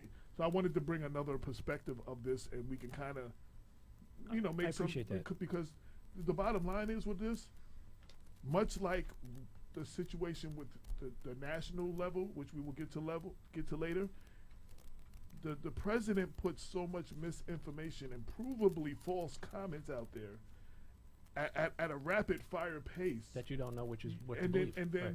the people, and then attacks the people who say that is not true, that now you sitting at home don't know what the hell is going on, Right. and who to believe. And we have that same thing locally in Mount Vernon, where you don't know if is the controller telling the truth They and just wants to sounds stop like the they're mayor. both wrong. Is the mayor, right, that everybody's just blocking him from doing all these great things he wants to do? Is the council who has been fighting him, the council members who have been active in fighting, are they telling the truth, or do they just want his position, as he puts it? Like, when you're sitting at home and you're hearing all this, and this is why Black Westchester has not run every story involved, because it gets dizzy and people become numb. It is very hard to You figure get what out. I'm saying? So It is very, very difficult to figure out. And when I first sat down to listen to that recording over again, I got more confused on the second listen and more confused on the third listen. And it wasn't until I started parsing through the petitions and the lawsuits and the responses that I began to connect things a little bit better. And I still don't completely know the answer to the question that you're raising. I can tell you a couple of other interesting tidbits, if I may. Uh-huh. So there was the petition to remove the controller by the mayor to the governor. I gather that has not been acted on yet. There was a response by the controller to that petition, and then there was a response to the response. In the response to the response, there's an affidavit of a guy named Brett Erasmus. Brett Erasmus is the commissioner of administrative services for the city.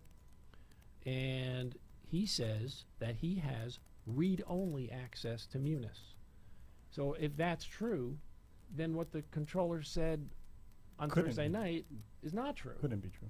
Right? She's saying that her ability, her workflow, is being impeded by the mayor's Blocking, direction, the and that the Office of Administrative Services has taken over these. So I don't know. The IT has locked it. They have gone in and locked her out. Is what she's saying exactly. But he did say that he has read-only access to Munis, and that he can see that final journal entries for 2017 have not been completed. So in other words, they haven't closed the books on 2017 yet. I just want to add, in addition to the controller brought this up, but this has also been brought up by the previous controller and the city council before. The in the report that they have to send out in the audit and everything, the urban renewal Agency. agency is actually a separate agency that has their own audit, but they also have to turn it into the controller's office. So when the controller turns their paper in, it includes, and both Maureen and her staff explained it, and now that's what she mentions, Deborah Reynolds mentions, the 2016 and 2017 reports from the urban renewal have not been turned in, and this is what she's saying, if these things are not turned in by January 1st, You can lose funding. right, You can lose your funding stream. so Right. I mean, we've heard from multiple sources that these reports are not being done. Right. Because Maureen held a hearing, a city council a town hall in the city council, where and she had the lawyers and the auditors there, who also explained that they have not received this information, and they can't give the full picture of what they're supposed to hand in. And there's a parallel to the water story too. Right. Which is that certain filings were never supposed to- done or weren't done on and that's time. right. Okay, so then in this affidavit by this Brett Erasmus, who's a commissioner, who works directly for the mayor and the Office of Administrative Services, paragraph 7, quote, historically, the controller has sent out a monthly expense report to each city department, as well as to the mayor and city council members. As the controller appears to have stopped doing that reporting, and after numerous requests to furnish that information from the city's departments and the city council members themselves, I, Brett Erasmus, assumed that responsibility, unquote. Now who is he again? He is a commissioner of, I may be using the wrong terminology, but it's like administrative services. Okay. IT rolls up to him. Okay. Administrative services is his responsibility as a commissioner. Reports directly to the mayor. But that statement, I assumed that responsibility of providing monthly expense reports, that kind of does align to what Deborah Reynolds said on Thursday night, that she hasn't had access to Munis. They're doing it on their own. So, I don't know. I just want to don't know. add something, because the rulings that have been issued in the 3 cases in which Rich has sought some sort of judicial sanction against the comptroller are very telling in the court's assessment of the strength of the documentary evidence that was presented. And here I'm going to read a brief snippet from the ruling that was issued by Judge LaBelle in the Memorial Field case, because it speaks to the veracity of a lot of the claims that are being made in these court filings. And here you go. Quote, upon review of the papers submitted in support of this application, the court finds that the petitioner, Mayor Thomas, has failed to properly demonstrate the existence of a meritorious case of action. Petitioner's mere assertion that a report attached to the petition is a true and correct copy of a report documenting the city's expenditures for the Memorial Field redevelopment project neither renders the report a business record nor otherwise renders it in proper evidentiary form. Likewise, petitioner's assertion upon information and belief are likewise of no evidentiary value. Finally, the copy of the order of consent between the Department of Environmental Conservation and the City of Mount Vernon, upon which the petitioner places much reliance, is not executed by either party thereto. As such, it is of no value to the court. In other words, any assertion that Mayor Thomas makes in these court filings is to be taken with a grain of salt. And in that case, the mayor's petition to the court was also denied. I also want to add, just read a line from the ruling by Judge Fafudio. Is that correct? In the dispute involving the funding of the health insurance to the Commissioner of Planning, I don't know, she made an appearance before the City Council, the director of the Urban Renewal Agency. Quote, I mean, let me just cut to the chase. In any event, the respondent has said that there is no issue delaying the transfer of money other than that of where the money is supposed to originate, the respondent being the controller. The respondent has even identified 2 vacant commissionerships from where the money would come. The petitioner has the authority and the ability to refer proposed legislation, and there is at least one method, other than new legislation, for correcting already voted upon ordinances. Finally, there does not appear to be any opposition by either the mayor's office or the city council to making the commissioner's job a fully funded job within the city of Mount Vernon. The court is perplexed as to why these apparent simpler and certainly cheaper methods have not been employed, and instead the petitioner has resorted to litigation in an attempt to resolve this matter. And I shared with you earlier a link to a low HUD investigation, AJ, in which investigative reporters for our paper of record here in Westchester County noted a disturbing pattern on the part of many municipalities to outsource their legal expenses. And the implication is that this is a way of elected officials to essentially pay back their supporters. Indeed, this problem has become so pronounced in the state of New York that Governor Cuomo just recently proposed in his call to increase the amount of money that the state legislators could make a legal restriction on the amount of outside business activity that they could engage in, because he noted that many of our legislators are lawyers, and so there's all kind of payments that are going back. Right. It is. Look, not only was Moscow Valtowitz, but who is Jeffrey Buss? I mean, Jeffrey Buss is on half of these damn suits. This has been Joe Spezio's lawyer for at least 10, 15 years.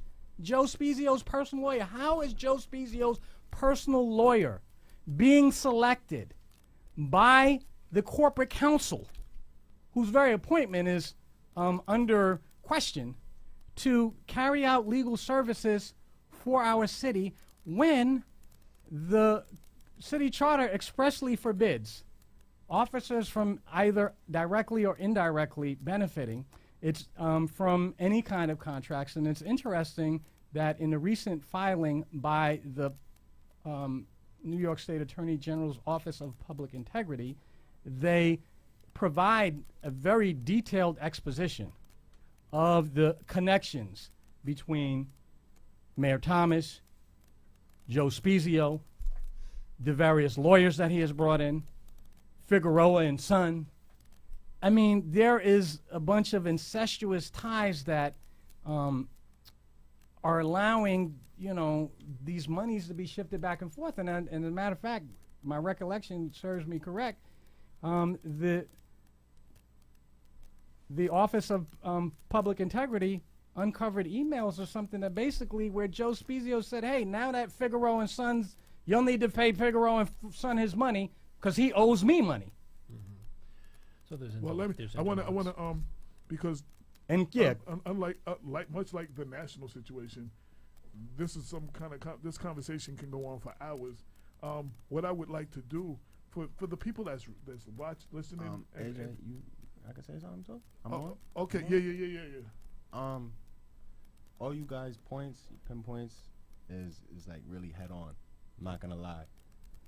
And we kept touching bases on question of like, not as the fact of like, what are we like we're just baffled, like it's oblivious at the end of the day, like what is all this, like literally like is really illegal laundering, embezzlement, all this type of like, and mostly to the people that, like you said, are numb to it. It's just they're going through legal issues, they're going just through like just politics, you know what I mean?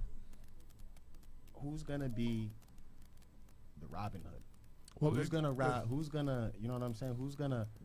We still trying to figure that. Yeah, we're still that's trying to the figure moral that. of the story. Like, right. But what I want to do, I want to stop you right there. What I want to do is I want to, for those listening, what can they do? How do we find out? I mean, I want you to give your assessment of the situation. All right. As to the residents, like what. I have a couple of thoughts. Before I answer your question. Then I want to wrap that up with and you. that'll be my wrap up. And a quick one before that, because there was one other nugget that I found when I was looking at the controller's response to the petition. So this is the document in which she specifically responds to each of the charges. They use this Latin word ad seriatim, which means, I had to look it up, it means I'm going to go through the whole thing in order. And that's what she did. She responded to every single one of the charges that was in the petition, how the bill got paid or didn't get paid and why.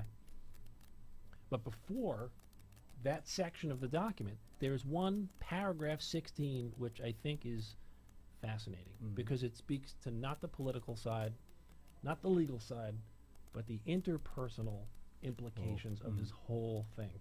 Paragraph 16, I'm going to read it to you. Mayor Thomas has ridiculed Comptroller Reynolds at every opportunity. After she took office in January of 2018, he treated her as if she was one of his secretaries or interns and told her that he was glad to have her working for him. He began to tell her what to do, including who to terminate in her office and other matters. Upon information and belief, if the controller was a man, Mayor Thomas would not be treating her in that manner. Mayor Thomas has not learned any lessons from the hashtag #MeToo movement. Wow. Now who where does that come from? That came from Comptroller Reynolds' response to the petition to remove her. She was representing herself pro se. No, she had an attorney. She had an attorney. She has an attorney who Right. drafted this Right. Okay. legal response, but these are, her words.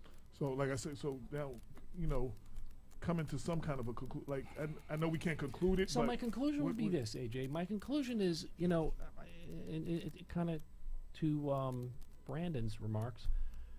The decider, this is my 2 cents here. The decider ultimately is voters, because both of these people are elected officials, and voters will decide where their tolerance is. But right now, these people have asked the courts to make a decision on it. The governor and the courts. That's where it is right now. Now, unfortunately, those organizations go really, really slow. There's going to have to be a 2019 budget. They're going to have to figure out what the status of the city's finances are really quick. Whoever has access to Munis is going to have to figure it out, and they're going to have to construct a budget and put it in front of voters. Correction, it's not a voted budget. They're going to have to put it in front of the Board of residents. Estimate, Yeah, but- and then the City Council.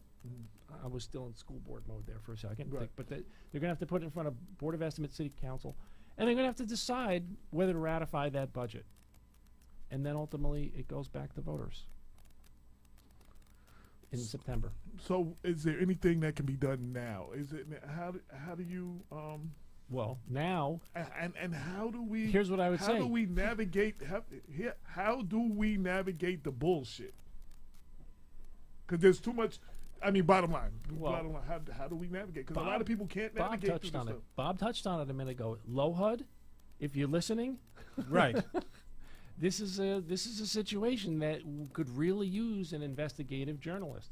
Somebody can pick up the phone and they can read all these same documents. I have no special level of access. They can call those vendors. They can call these individuals who have filed affidavits and ask them, did you get paid? How long did it take you to get paid? Did you get paid entirely?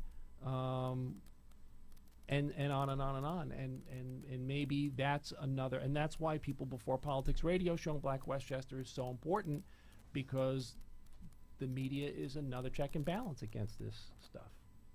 That's my answer.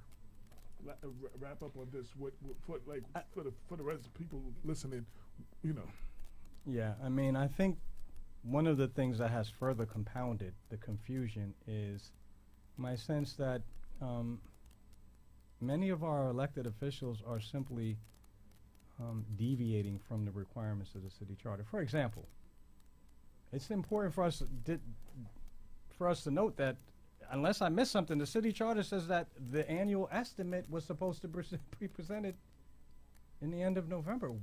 Was that presented? Because we wouldn't have had the confusion of Thursday's night hearing had all of the respective members of the Board of Estimate actually complied with the requirements of the charter and hammered out an initial estimate that was going to be discussed in public at a public hearing. That has not happened, correct? no, Correct. I believe that is correct. no. The budget has not been presented to Board of Estimate. So that means that not only has the mayor been derelict, not only has the comptroller been derelict, but it also means that the current sitting city council president has to assume partial responsibility for this impasse that we are now in. I do not understand this. It's I not good- do understand it. No, it's not good for the City Council. You're right. It's not good for the City Council. It's not good. The Yeah. bottom line is the bottom line right now. No matter whose side you think is Right. telling the truth, no matter whose side you're on, who you voted for, basically the voters, the residents and the taxpayers are the losers in this scenario.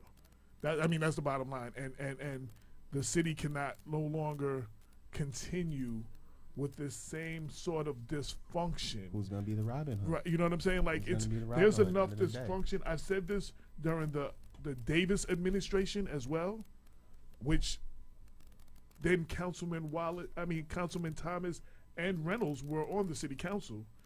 Even then, I said this: we need these elected officials to get it right. And I keep hearing something about the state taking over. Be careful what you ask for, because when the state takes over, they do what they want. They don't do what's in the best interest of the city. When the state takes over, you get Flint, Michigan, and poisoned water. Right. No one thinks that's good. And by the way, I don't know that many people at the state level. They probably don't want it either. They don't want to You be know? involved. They really. Right. They were calling for Cuomo to remove Thomas for almost a year. They don't want no parts of this stuff. They want y'all to, and we had one judge, and this is the last thing I'll say, we had one judge and one of these rulings between the city council and the mayors saying that basically y'all are coming to me for things that your charter already says. Judge Nearing said. Right. There's no any reasonable person right. would be able to. And he gave them the whole first page or two of his ruling was a ethic breakdown of their responsibility of how a government should run. Right. This is what a judge is like. He was basically like, you would sit your two kids down and be like, this is how it should be. And you know what I'm saying? Like, that's what a judge did. Like, and it was ignored evidently, or not taken serious. So calling the feds, again, be careful what you wish for in that level. Although I think there might be a need of federal intervention. And also what you get with state taking over is the completion of what we about to go through this gentrification thing in a minute. So that like, you know what? You said, do they want to be involved? I would not put it past, and I can't say this with a certainty, that there are certain powers that are letting this continue on so that the property value can go down, so crime can go up, so all of this dysfunction, so it can be taken over for gentrification, and all of these people are going to be out of there. Like the Seriously. mass tax certiorieries, the write-downs. It is a very cynical interpretation of the decision-making, but I have not eliminated, like AJ, the possibility that this is a deliberately engineered crisis on the part of many anonymous property owners in the city of Mount Vernon who have hid their identity through the use of LLCs. For me, Jerry Kremer, from what I can determine, has a very shady reputation. And I do not put it beyond him and Joe Spezio to collude with the mayor, essentially to bankrupt the city and possibly create a crisis that would make gentrification a little easier. Yeah, well, I want to move off of Mount Vernon real quick. While it is impossible to sum up in 5 to 7 minutes this past week that Donald Trump has had and all that has gone on, it is impossible to even list all the things that has happened. Can you give us a little synopsis of what we're dealing with on the national level? It's very hard to give you a brief synopsis, but you have a presidency that's crumbling. You have, I don't even know if the word is out of control. Maybe he's in control, but it's not the control that anyone would associate with a presidency. He fired Mad Dog Mattis. Yes. Half the people that were there when he started are gone. And actually, some of them have been replaced 2 and 3 times. And you're right. He's gotten rid of. He said he knew more than the generals, and now he's firing the generals. I don't know what to say. You say he knows more than the intelligence community too. I think he was embarrassed by the media coverage suggesting that his chief of staff was the grown-up in the room, and that necessary to control the impetulant and out of control Donald Trump. I think he was embarrassed by it, so he got rid of him. And it's going to be a lot of shock and awe, I think, in January, because Democrats newly in control of the House of Representatives are going to be under a great deal of pressure to do something. We don't know quite what the Mueller probe is going to say, but it's going to say something in the next 60 days, and then all heck is going to break loose. And then the question is, how badly do they want to damage him, or do they want to completely destroy him and impeach him? All of those choices have political implications on both sides of the aisle, but it's not going to go well. And then, The New York State Attorney General aspect, the state stuff. Well, you've got Southern District of New York, you've got the Mueller probe, you've got the stock market collapsing. I think that's most telling, that was what he banked on. And a lot of his people were like, I hear all that stuff you're saying, but the stock market is lovely right now and is going up. And he took credit for that. Right. And he took credit for that. And he took credit for that. And now he's like, why are they blaming me for Plenty of people the decline? Plenty of people said when it was on the way up that this mania of this Donald Trump presidency will last until the minute it goes the other way. And I think that's what we're seeing happen. And they're talking about not only going back to the conditions that it was in before Obama took over, which was definitely some grave conditions, but they talking about a December going back to 1987. Going back to 39 in the Great Depression. You know what I'm saying? Like this could be the worst December ever. Yeah, like, I think the there was percentage drop. there was a statistic. There was a day or a couple of days in a row that were the worst declines since the Great Depression last week. So it's a very serious matter, but the word that no one wants to hear is volatility, because it'll come up, it'll go back down, it'll come up, it'll go back down.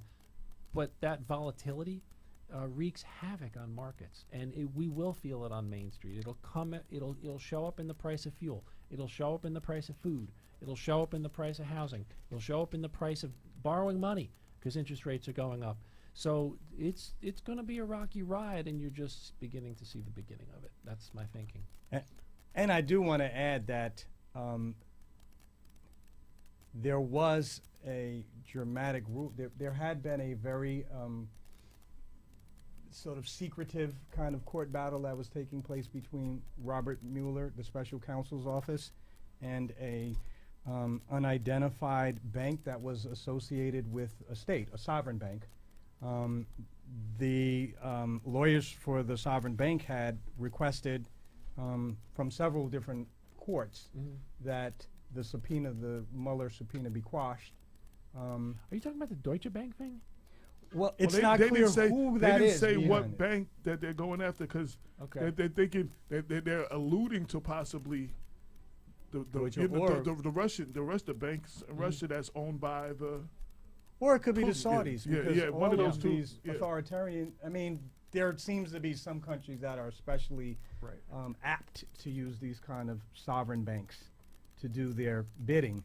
But the counsel for this bank has now made an appeal to the Supreme Court of the United States to quash the subpoena and simultaneously ask the Supreme Court to withhold the identity of the bank. And one of the articles that I read said that this would be the first time in Supreme Court history that it had taken up a case for which it did not provide full and transparent information on its ruling. And we'll have to see what they do with that one. Yeah, it is very frightening. There's a lot of very scary stuff going on there. Nationally, locally, the sum up is we're in for a very interesting 2019, and we have a bunch of serious matters facing us locally and nationally. Yeah.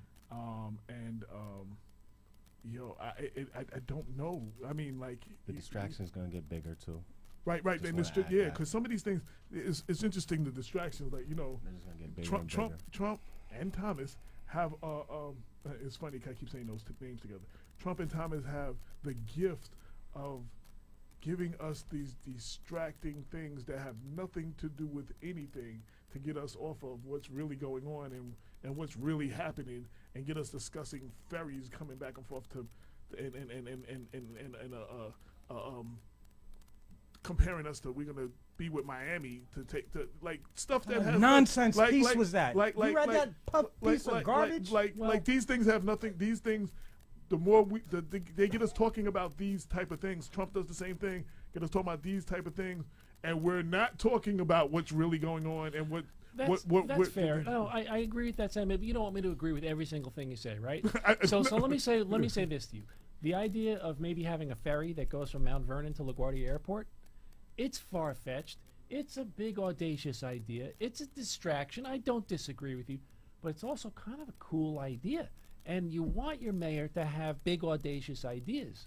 Right. But you also want the garbage to be picked up, and you want the snow removal to be right, and you want to have confidence that people who aren't paying their bills, are being asked to pay their bills. I'm talking about the water department stuff. Right. Whatever. The basic brought management of up- the city needs to be there. But hang on. I don't think that's exactly the same thing as Trump distracting the entire world with a bunch of fake baloney about immigration. Oh yes, I mean, It's a there's different different levels. Right. But I'm just saying they, the parallel of what's going on the national level, not just Mount Vernon, some other cities too. Oh, sure. And what's going on in the national level is There are just things going like on all over the country and all over the world all the time, and the only way you know about it, that's why you gotta subscribe to Black Westchester. You gotta tune into blackwestchester.com. You gotta get the New York Times. You gotta look at the Washington Post online, whatever.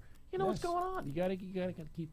I'm preaching to the choir here, but right. No, but that's true. Now, I only have like 5 minutes. I have you, Brandon, here, and I want you to tell everybody who you are, how you came to find out about Black Westchester, the conversation we had. So I want you to, so you're not just sitting there the whole time. Oh, no, I understand. Yeah, my name is Brandon Parks. I am a graduate from Manhattanville College. Shout outs to Manhattanville. And also SUNY Delhi, too, up in the Catskills. Okay. Big ups to SUNY Delhi as well. And each and every day, I'm just trying to really broaden my horizons, and just find out little. Make sure you speak into the mic too, just so I think you are, but That's how you know it's my first yeah, time. yeah. But yeah, like I just like doing research, you know what I mean? Like, and really, I had a new position, a new job position. I'm not gonna really get down into like what I do and stuff. I'm not no real like top secret agent or nothing like that. But yeah, just for the sake of like, I know I had signed off on what I do with my position and stuff. Right. But I did a little research behind just my job, just people work there and whatnot. And simultaneously, it's crazy how things come together. Black Westchester came up in an article. I'm like, oh wow, this is new. Clicked on it. From there, I'm just trying to search from. I got a moral of the story from.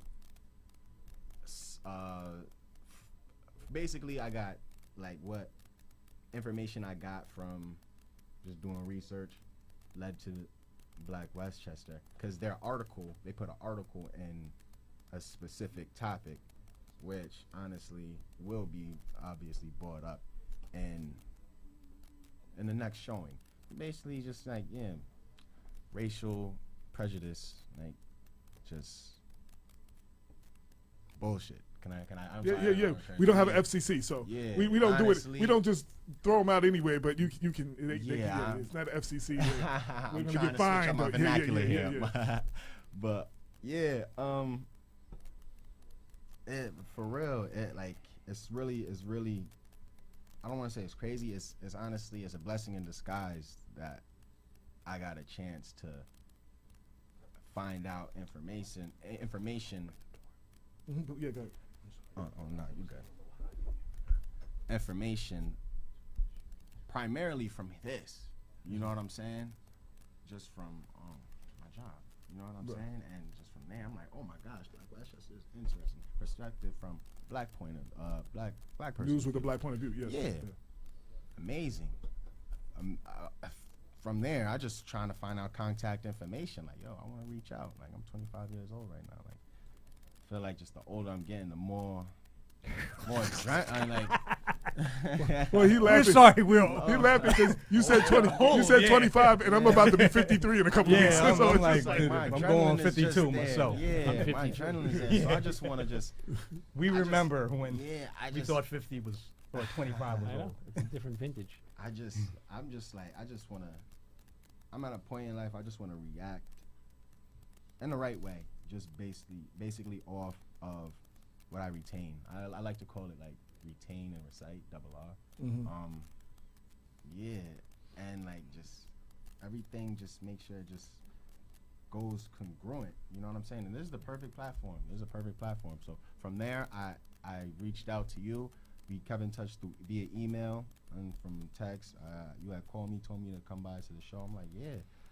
And first thing I want to say too, just like I wanted to mention, I want to help out any type of way with no compensation, none of that, because I know you had told me that was just don't want to get involved with it, like mentioning people's names. I don't even know them, but like just people who just want to do this for the compensation. And that's just honestly lame. Like why not help people? Well, let me just let me say, I was impressed, but I got the email. I got an email. Basically, it says I'm in. That was like the heading. I'm in. Yeah. And I read it, and I don't need to reiterate everything that I do. I mean, we say that all the time. So it was just like I never got a chance to get back to you, and I read the email like 3 times and kept meaning to get back to you. But I had so many other things on my mind, and I was like, you know what? I hadn't got back to you. I was like, yo, here's my number. Call me. So I was impressed by basically he was like, yo, I love what y'all are doing, and more of our people need to see this, and I want to get involved in any way I can to help basically build the brand and expand it. Yeah. And I was like, yo, I was moved by that, and I was just like, we had coming soon. Right. So then it was just like, so then it was like, yo, and while we were talking, we were going to meet later this week, and then the holiday coming up, and I was like, you know what, come to the show. And then, so this is our first face-to-face meeting, but it goes back to what I said before. A lot of our team and a lot of the people who support us and a lot of the people who have volunteered and stuff, it happened organically like that. You know what I'm saying? Like people, like they felt they liked what we saw. And, sometimes they'll do what they can and then they back out, and then they come back various times. Like, it's different levels of whatever. Right. Yeah, but it's just like, I was just moved, and it came at a time that Bob personally knows and Lorraine and Damon personally know, where I was questioning whether I was going to continue to do this in 2019, to be honest. You know what I'm saying? One, because the lack of financial support and advertising. Because what I don't want to do is charge people to get the paper. You know what I'm saying? I don't want to charge you $200 to appear on this show. You know what I'm saying, like that, because then we don't get to cover those issues that need to be covered with people who don't have no money. You know what I'm saying, and that's what too much things is going. Because people are like, yo, you could get $200 for that video you made. Charge them. Like I interviewed you, and then I charged you $200. I come from the music business, and I used to get mad when they used to charge the artists to perform in an artist showcase. Right. I'm going to charge you $300, $400, $500 to perform to showcase your talent. Yeah. No, then that's not an artist showcase. It's hard to do that. You know what I'm saying? So with the news format, I think it's very tough to do. Right. Something like that. So I was balancing whether we were going to continue, whether people were really getting it, whether when people get numb to all of this stuff. I get numb putting it out. You understand what I'm saying? And it's like you wonder if you're making a difference. You wonder if you're really reaching the people, and if it really matters. And the interaction I had with this young man, you know what I'm saying, as well as other things too, but was that to remind me what we do is important. You understand what I'm saying? And that was another reason in this conversation we had. So while I haven't had this much of a conversation out loud on the air, Bob can tell you he's heard an earful, and Lorraine and Damon and a few other people can tell you, Caitlin, they've heard an earful of this for the last 3 or 4 months. You know what I'm saying? So, this shows you sometimes. I learned a lesson early on. Sometimes it does make dollars even if it doesn't make sense yet. I mean, it makes sense even if it doesn't make dollars. I'm sorry. Well, you know what I'm saying? But you're also you're building an audience, and think about how far this show is. I mean, I've been watching it for about 3 years approximately, and think of some of the guests you've had. And I saw George Latimer on here. I saw Andrew Stewart Cousins was on here. 2 or 3 times. Yeah. So she's been on a few times. I mean, you're getting real people to sit down and talk about big issues. Someone, I just want to say, Matumbo Muhammad said, "People before politics / red blue sounds like network news, like a network news channel." I thank you for those kind words. Those are kind, those are kind words. But you really built this thing, and the show drives the newspaper, which there is an advertising model there, right? And I think that's only going to get more successful as you build the audience bigger and bigger, and encourage people to really do it. And if there's people out there watching, and you have a business, consider taking out an ad in Black Westchester. You could talk to AJ about it. He's got subscriber information for you, and it's really a great way to reach an audience. Right. So I thank you for that, and I just wanted to go back to you, and I was thanking you for sometimes it's like I'm a spiritual person, so depending on what it is that you believe, but sometimes God will let you know. Like you had, like I was having those kind of conversations where like, what is like you're at that crossroads. You're like, am I gonna go to something else? You know what I'm saying? Or am I gonna continue to build this thing? And does this thing matter? You understand what I'm saying? And it's just like that whole thing in the Bible says He won't put more on you than you can bear. And when you come to that point, He surrounds you. He starts putting elements in that you're missing. You know what I'm saying? Like organically, and that was like what his conversation meant to me, and that was one of the reasons I really wanted to have him come and meet y'all. Damon's not here. You'll meet Damon another time, and we'll talk about how we all with the different things and stuff.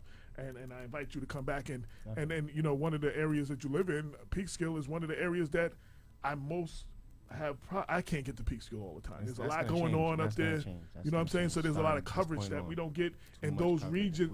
With Black Westchester. So there's we're not getting coverage in those regions. And the paper, the person who was bringing the paper out there, is not able physically to do that no more. So there's been a lull. There's been a lull for that. You know what I'm saying? But shout out to Peekskill. Shout out to Mayor Rainey, who is coming on the show, who keeps saying has he's been coming on the show. No, but he's been on the show a few times, but he's been coming back for the last couple of weeks, and I'm still waiting for you to confirm, Mayor Andre Rainey, to come back to Black Westchester to let us know what's going on in Peekskill.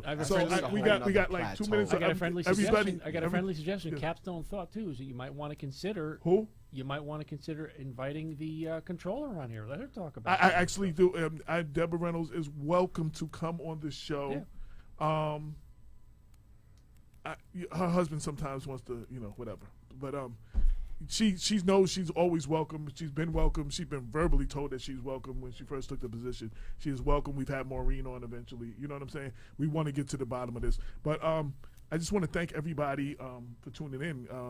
Like I said, this is way more than we could actually solve in one day. But I wanted to start the conversation. I wanted to bring some sense because it's so much going on. You can't keep track of it. It's like, it's just, like I said, it is really numbing.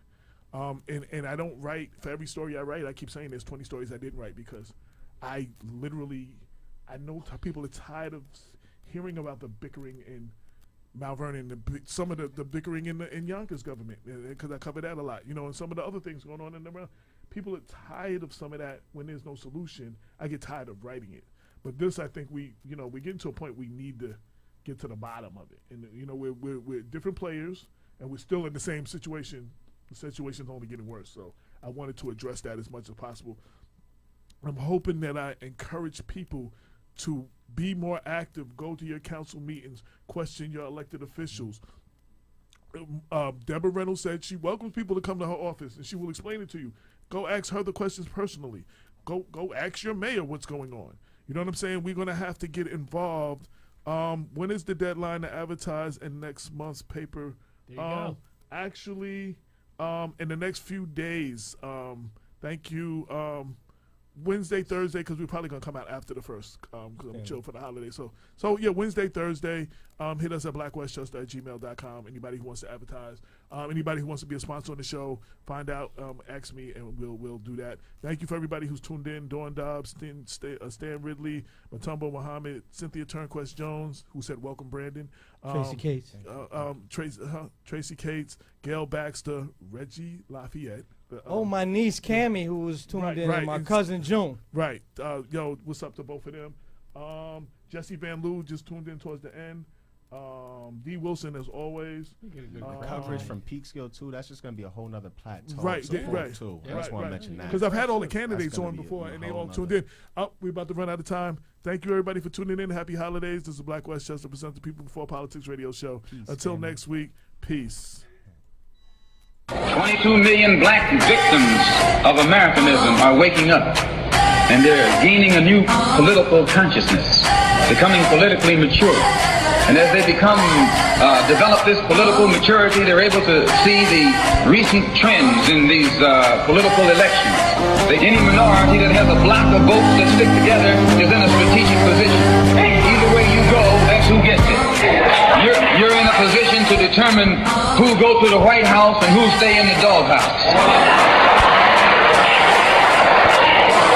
You're the one who has that power. You and I have never seen democracy. All we've seen is hypocrisy.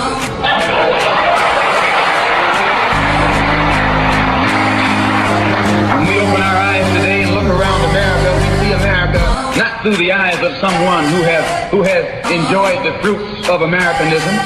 We see America through the eyes of someone who has been the victim of Americanism. We don't see any American dream. We've experienced only the American nightmare. We haven't benefited from America's democracy. We've only suffered from America's hypocrisy. And the generation that's coming up now can see it and are not afraid to say it. And are not afraid to say it. And are not afraid to say it. And are not afraid to say it. And are not afraid to say it. And are not afraid to say it. And are not afraid to say it. And are not afraid to say it. And are not afraid to say it. And are not afraid to say it.